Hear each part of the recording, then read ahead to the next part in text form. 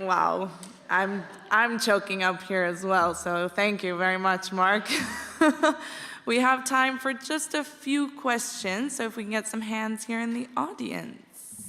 If I could have Yusuf over here. Tell us your name and country. Yusuf Alper from Turkey.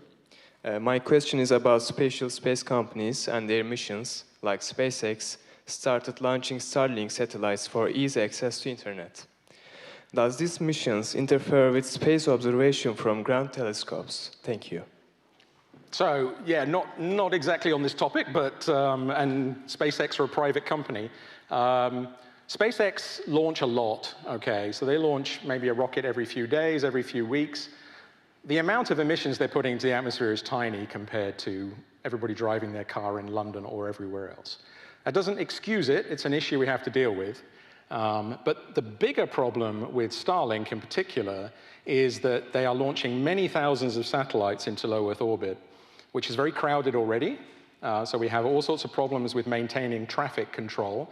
We don't want things to hit each other, because if they hit each other, they create junk, space debris, and that can kill more satellites, and they collide, that kills more satellites. So there's a real issue there about space traffic management. There's also an issue which is important for astronomy, which is that we see those satellites in space. From the ground-based observatories, we see the satellites crossing over. There's thousands. We see trails moving across our images. But this is not just a problem for ground-based observatory. Hubble sees them as well in space. Some of them are above Hubble, which is easy. You can look out and see them. Some of them are actually a bit below Hubble, but we still see them. But they're so close to Hubble, many of them, that they're actually out of focus, and they can cover half the image. So it's a huge problem, and it's something which I've been working on actively for the last 2 years. I'm part of lots of working groups from various societies around the world. How can we prevent the mega constellations, as they're called, how can we prevent them destroying astronomy from the ground and from low Earth orbit? It doesn't affect JWST because we're 1.5 million kilometers away.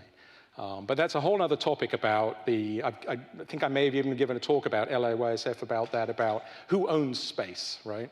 Is space a public commons which we should all use for the good? Or is it something which could be owned by private entrepreneurs and they can take resources and put up whatever they like? You might understand what my perspective on that is. I don't think this should be done unregulated, but money talks, and it's a difficult situation for us at the moment. It's mostly for our low Earth observation satellites looking at the Earth, for example, low Earth orbit satellites. They are constantly moving now because Starlink is flying past them, and that's a big deal. So yeah, it's an issue.